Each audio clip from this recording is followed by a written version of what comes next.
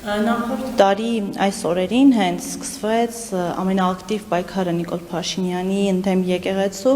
եւ այդ ժամանակահատվածում, երբ օրվա ընթացքում մենք տասնյակ հայտարարություններ էինք տեսնում ընդդեմ եկեղեցու, ընդդեմ ձեր անձի, որոշ սրբազանների,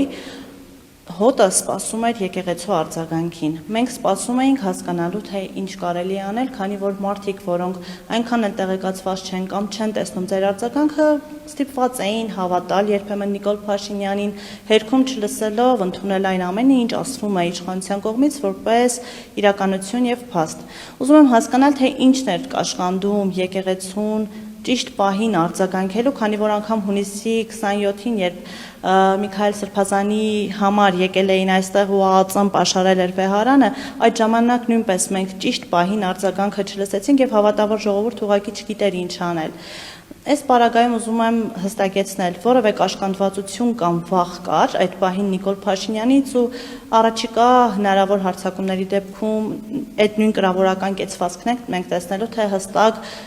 մի փոքր էլ ավելի ատամնավոր ուղերձներ ենք տեսնելու եկեղեցուց, եկեղեցին պաշտպանելու համար։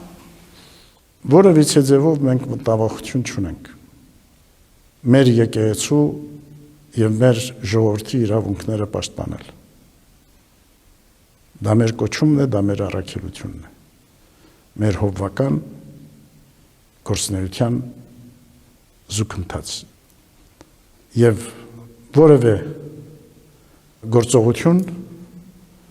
չի կարող կաշկանդել մեզ մեր պարտականությունները իրականացնելու։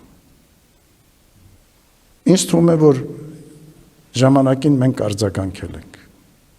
տարբեր մակարդակներով, լինի եպիսկոպոսների, լինի միաբանության, լինի Գերագույն հոգևոր խորհրդի կողմից։ Եվ երկրորդ հարցը կարելի է, դուք ձեր խոսքում էլ ասացիք, որ եկեղեցին ամուր է եւ դուք վստահ եք, որ հոգևոր հայրերը իրենց դիրքում կմնան, իրենց ուխտին հավատարիմ, սակայն այն պահին, երբ որ կարիք էր առաջացել եկեղեցին հայից, պաշտպանելու, ցավալիորեն հայից պաշտպանելու, այս պարագայում եղան բարձրաստիճան հոգևորականներ, որոնք դեմ գնացին եւ եկեղեցուն եւ ձեզ։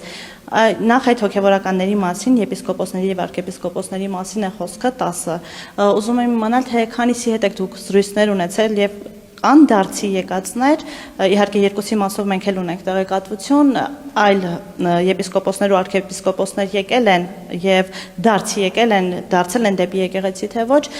եւ մտավախություն չունեք, որ առաջիկայում նմանատիպ դեպքեր էլի կկրկնվեն։ Որոշ եպիսկոպոսներ միացան վարչապետի բարենորոգչական ծրագրին։ Այդ գործընթացներից հետո հարաբերություն չի եղել եպիսկոպոսների հետ եւ նաեւ այն եկեղեցականների հետ, որոնք որ նույնպես միացել են այդ շարժմանը։ Մենք անշուշտ տարբեր առիթներով մեր խոսքերում, մեր հրապարակումներում, մեր ուղերձներում հնչեցրել ենք հրավեր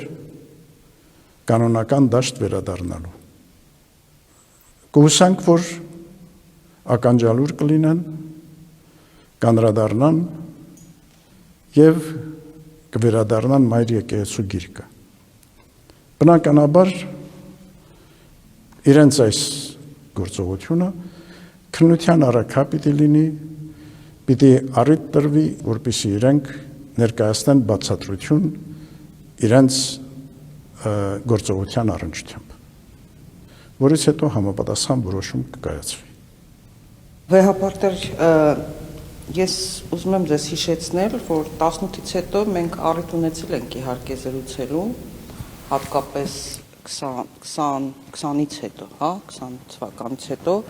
եւ ես պնդում էի, որ պատահական չեն 18 թվականից եկեղեցու դեմ այդ հարձակումները, ձեր դեմ այդ հարձակումները, եւ պնդում էի, որ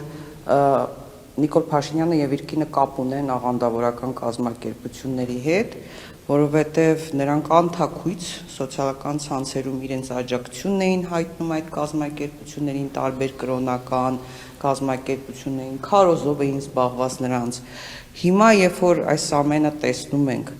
նախ դարձյալ դուք թերահավատ եք, դուք չեք պատկերացնում, որ կարող է առնչություն ունենան։ Հիմա էլ եք դուք այդ կարծիքին։ Այն առումով, որ մենք փաստեր չունենք, մենք չենք կարող մեզ թույլ տալ նման հաստատում կատարել։ Եվ մի բան էլ ուզում եմ ճշտել, երբ որ Վիեննայում տեղի ունեցավ, Ավստրիայում տեղի ունեցավ, Ավստրիայում ոչ կոնկրետ Վիեննայում հոգևոր ժողովը, եւ այդտեղ մասնակցում էր նաեւ Միացյալ Նահանգների արևմտյան թեմի առաջնորդ Հովնան arczepiskopos Տերտերյանը, Միացյալ Նահանգներից մենք տեղեկություններ ստացանք, որ նա այդ ժողովի ընթացքում ասել է, թե իր փոխարեն ինչ որ մարդիկ են գրառումներ կատարել ձեր դեմ, որ ինքը չի ցանկացել, իրեն ստիպել են, ճնշումներ են գործադրել, հա, ինչպես եղավ, որ այդպես դարձի եկավ։ Ես նման տեղեկությունների չեմ տիրապետում այն ինչ որ դուք ասեցիք վերագրվող Հովնան Սրբազանին։ Հովնան Սրբազանը մասնակցություն է ունեցել եպիսկոպոսած հավաքին եւ այնտեղ ինքը հայտարարել է, որ եկեղեցու կանոնական ընթացքների մեջ է։ Մեզ համար խնդիրը փակված է այնքանով, որ ինքը ներկայիս կանոնական դաշտում է։ Գաղափարներ պատերազմից եւ տարածքային կորուստներից հետո ինչ հոգեվոր վիճակում եք տեսնում հայ հասարակությանը։ Ինչն է այսօր ամենաշատ անհանգստացնում ձեզ որպես ամենայն հայոց կաթողիկոսի, քաղաքական իրավիճակը,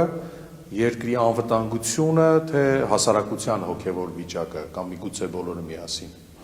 Բնականաբար մենք մտահոգ ենք